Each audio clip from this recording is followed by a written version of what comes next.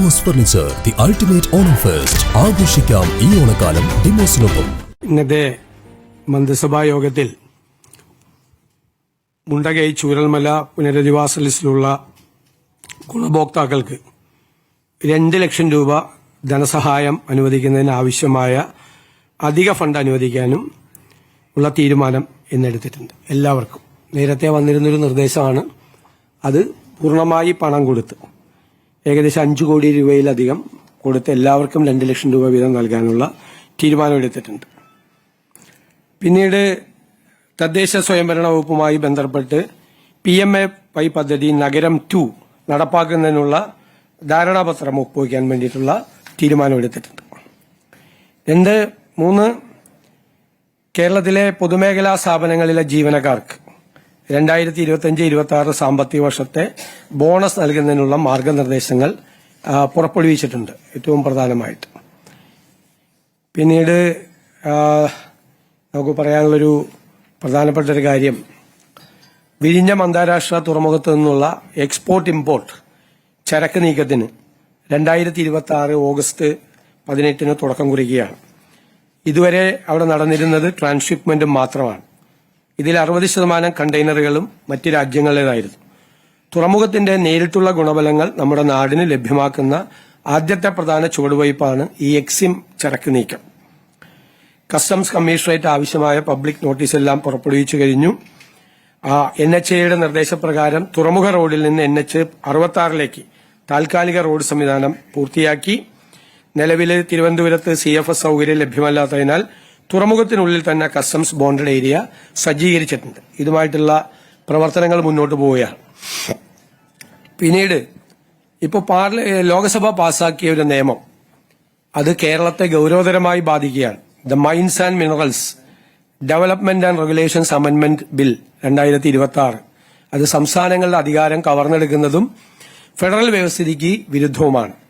ഖനന നിയമ ഭേദഗതിയുടെ പേരിൽ നമ്മുടെ സ്റ്റേറ്റ് ലിസ്റ്റിൽ 18ാം ഇനമായി വരുന്ന ഭൂമിയുടെ അധികാരവും അവകാശവും കേന്ദ്ര സർക്കാരിന്റെ അധികാര പരിധിയിൽ കൊണ്ടുവരുന്നുള്ള നീക്കമാണ്. നാളിതുവരെ ഖനന പാട്ടം നൽകുന്നതിനും അതിനായി സംസ്ഥാന സർക്കാരിന് റോയൽറ്റി, ഇതര ഫീസുകൾ എന്നിവ നിശ്ചയിക്കാനും അധികാരമുണ്ട്. ഭൂമി പൂർണ്ണമായും സ്റ്റേറ്റ് ലിസ്റ്റിലെ ഭരണഘടനയിലെ സ്റ്റേറ്റ് ലിസ്റ്റിലെ ഷെഡ്യൂളിലെ സ്റ്റേറ്റ് ലിസ്റ്റിലെ 18ൽ ഉൾപ്പെട്ടു വരുന്നതാണ്. ഭൂമി സംബന്ധിച്ച പൂർണ്ണമായ നിയമനിർമ്മാണ അധികാരം സംസ്ഥാനത്തിന്റെ അധികാര പരിധിയിലാണ്. അപ്പോൾ അതൊരു ഫെഡറൽ വ്യവസ്ഥിതിക്ക് വിരുദ്ധമായ ഒരു നിയമമാണ്. ഇത് കേരളത്തിനെയും വളരെ ഗൌരവതരമായി നമ്മൾ ബാധിക്കും.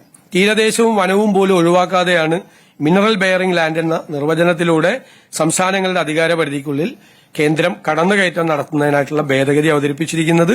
അതിനെ അതിശക്തമായിട്ട് എതിർക്കാൻ ഉള്ള തീരുമാനമാണ് സംസ്ഥാനത്തിന്റേത്. സംസ്ഥാനത്തിന്റെ ആ പ്രതിഷേധവും അത് കേന്ദ്ര സർക്കാരിനെ അറിയിക്കും.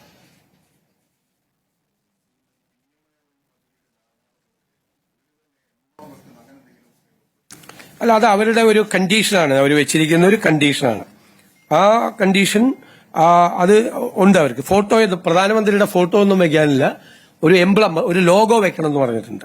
ആ ലോഗോ അതിൻ്റെ അകത്ത് അവർ കണ്ടീഷനായിട്ട് അവർ പറഞ്ഞിരിക്കുന്ന കാര്യമാണ്. അല്ല, അത് MOU വെക്കുമ്പോൾ അത് അംഗീകരിക്കേണ്ടി വരും.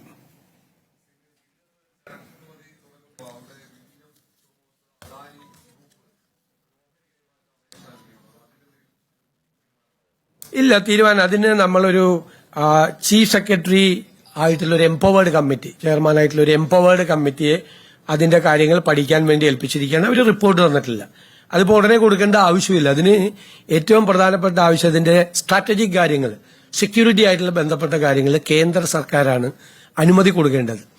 അവരത് കൊടുത്തു കഴിഞ്ഞിട്ട് നമുക്ക് നമ്മുടെ സ്റ്റേറ്റിന്റെ ഇൻട്രസ്റ്റ് എല്ലാം ആലോചിച്ചിട്ട് നമുക്ക് തീരുമാനമെടുക്കാം.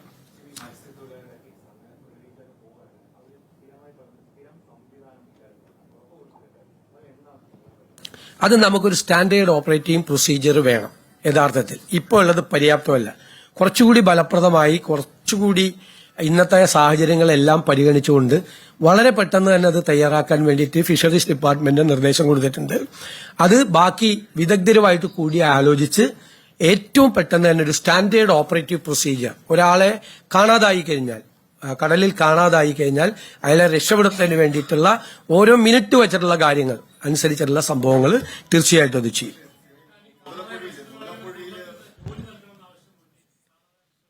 അതെല്ലാം പരിഗണിക്കും അതെല്ലാം നമ്മൾ തീർച്ചയായിട്ടും പല രീതിയിലുള്ള സഹായം അവർക്ക് നൽകേണ്ടതുണ്ട്. അതെല്ലാം നമ്മൾ തീർച്ചയായിട്ടും അത് പരിശോധിക്കും.